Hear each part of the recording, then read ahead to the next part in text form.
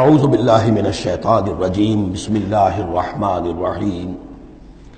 وَلَقَدْ آتَيْنَا إِبْرَاهِيمَ رُشْدَهُ مِنْ قَبْلُ، اور اس سے بھی پہلے حضرت موسیٰ سے بھی پہلے ہم نے ابراہیم کو یہ ہدایت اور سعادت کی راہ دکھائی تھی، وَكُنَّا بِهِ عَالِمِينَ، اور ہم اس کی پوری طریقے سے خبر رکھتے تھے۔ اس قال لأبیہ، اب یہاں بڑا عمدگی کے ساتھ یہ بیان آ رہا ہے حضرت ابراہیم علیہ السلام کا وہ ماجرا جو ان کی قوم کے ساتھ ہوا۔ وَإِذْ قَالَ لِأَبِيهِ، اور یاد کرو جب کہ انہوں نے کہا تھا اپنے والد سے وَقَوْمِهِ، اور اپنی قوم سے، مَا هَذِهِ التَّمَاثِيلُ الَّتِي أَنتُمْ لَهَا عَاكِفُونَ،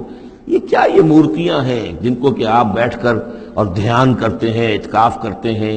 ان کے سامنے بیٹھ کر جو ہے باقاعدہ۔ قَالُوا وَجَدْنَا آبَاءَنَا لَهَا عَابِدِينَ، انہوں نے کہا کہ ہم نے پایا اپنے آباء و اجداد کو کہ وہ ان کی عبادت اسی طور سے کیا کرتے تھے جیسے ہم کرتے ہیں۔ قَالَ لَقَدْ كُنْتُمْ أَنْتُمْ وَآبَاؤُكُمْ فِي ضَلَالٍ مُبِينٍ، حضرت ابراہیم علیہ السلام نے کہا ڈنکے کی چوٹ اور دو ٹوک الفاظ میں، یقیناً آپ سب لوگ بھی اور آپ کے آباء و اجداد بھی وہ کھلی گمراہی کے اندر مبتلا تھے۔ قالوا جئتنا بالحق ام انت من اللاعبین،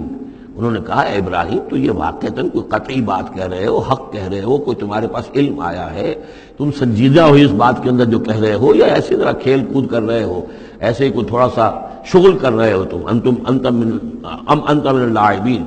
قال بل ربکم رب السماوات والارض الذی فطرہن، کہ نہیں واقعہ یہی ہے کہ تمہارا رب جو ہے وہ آسمانوں اور زمین کا رب ہے جس نے کہ انہیں پیدا کیا، وَأَنَا عَلَىٰ ذَلِكُم مِّنَ الشَّاهِدِينَ، اور میں اس کے اوپر گواہ ہوں، عَلَىٰ وَجْهِ الْبَصِيرَةِ قُلْ هَٰذِهِ سَبِيلِي أَدْعُو إِلَى اللَّهِ عَلَىٰ بَصِيرَةٍ أَنَا وَمَنِ اتَّبَعَنِي، یہ میں کوئی اوپری سی بات نہیں کہہ رہا ہوں بلکہ سوچی سمجھی بات کہہ رہا ہوں۔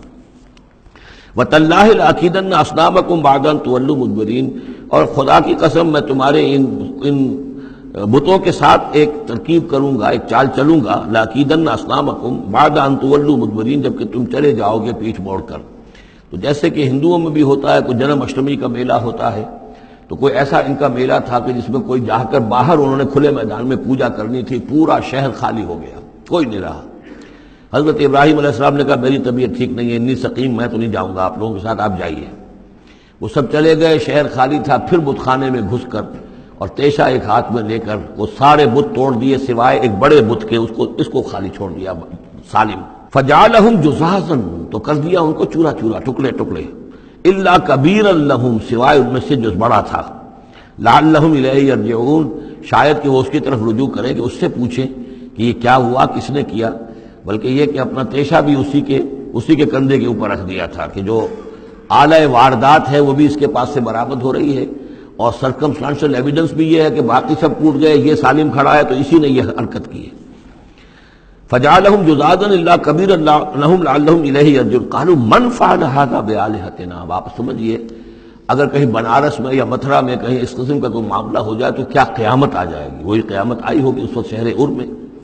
وہ جب آئے انہوں نے دیکھا کہ کیا حشر ہوا ہے ہمارے بتوں کا، قالوا من فعل هذا بآلہتنا انہ لمن الظالمین، کس نے یہ سلوک کیا ہے ہمارے ان معبودوں کے ساتھ، یقیناً وہ بہت ظالموں میں سے۔ قالوا سمعنا فتى یذکرہم یقال له ابراہیم، ان کا کہ ہم نے سنا تھا ایک نوجوان ابراہیم ہے جو ان کا ذکر کیا کرتا تھا،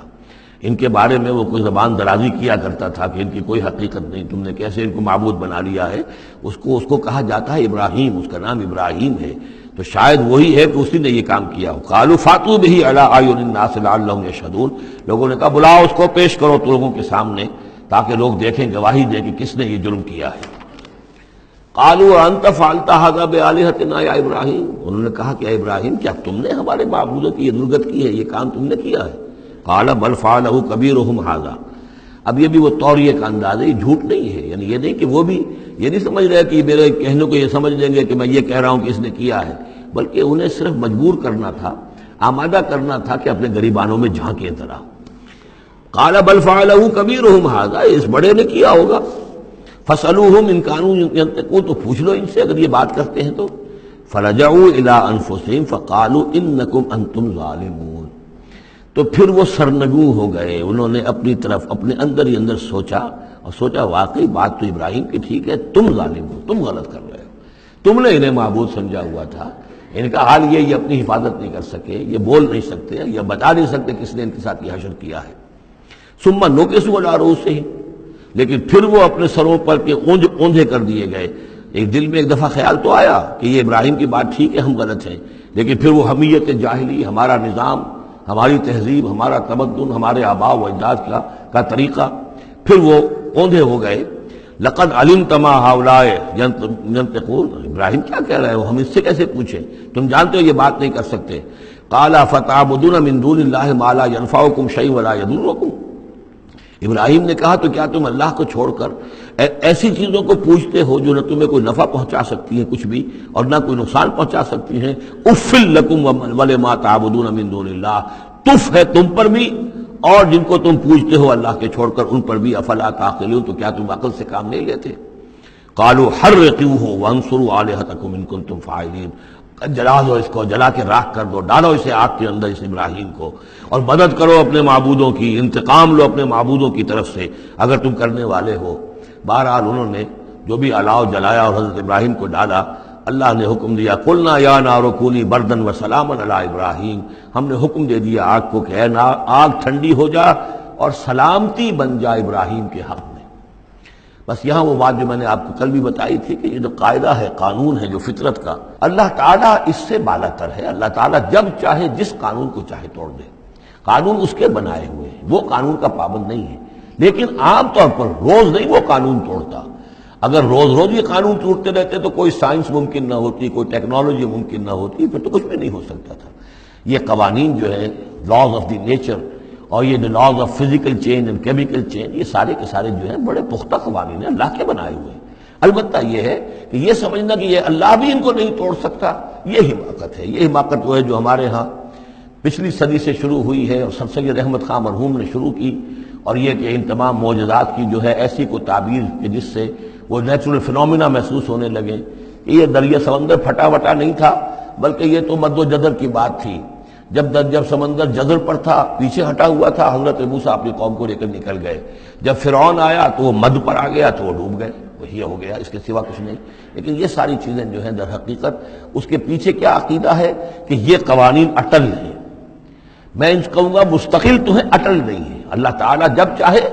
جس قانون کو چاہے توڑ دے اپنے کسی حکم سے، اور اسی کا نام معجزہ ہے۔ قلنا یا نار کونی بردن و سلاما علی ابراہیم وارادوا بہ کیدا فجعلناہم الاخسرین، اور انہوں نے اس کے ساتھ ایک چال چلی تھی لیکن ہم نے انہی کو کر دیا گھاٹے میں۔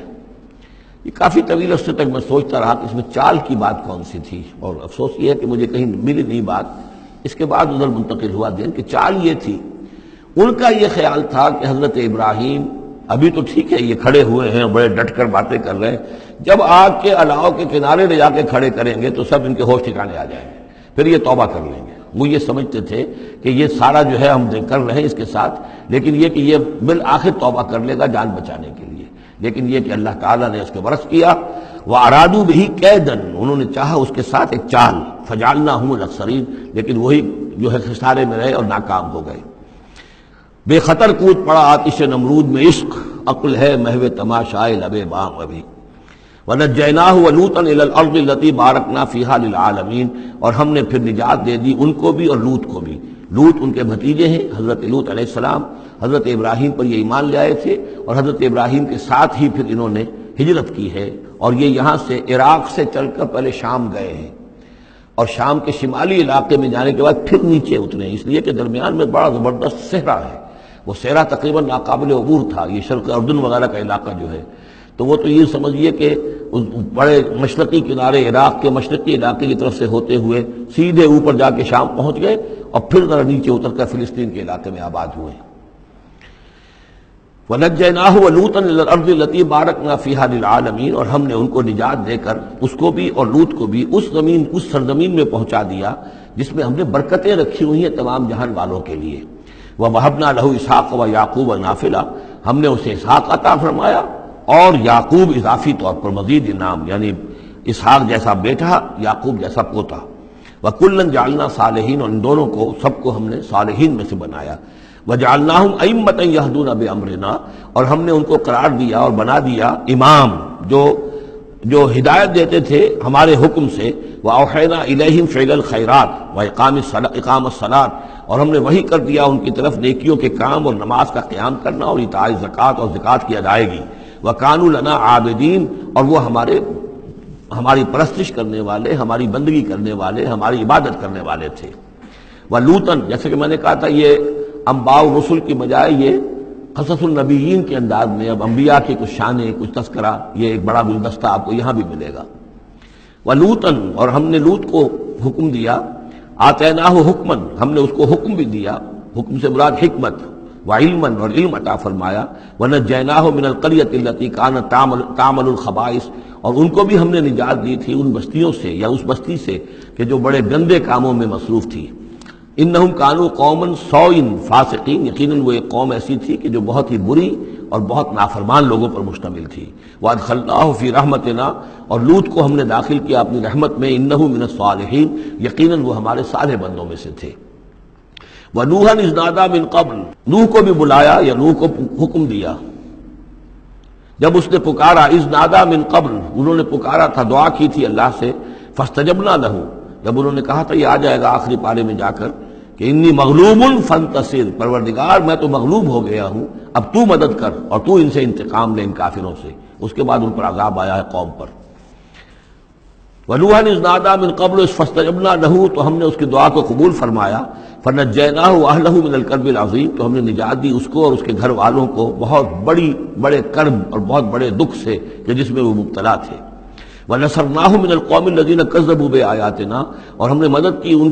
اس قوم کے مقابلے میں کہ جنہوں نے جھٹلایا تھا ہماری آیات کو، انہم کانوا قوم سوء، وہ بھی بہت ہی برے لوگ تھے، فاغرقناہم اجمعین، تو ہم نے ان سب کو غرق کر دیا۔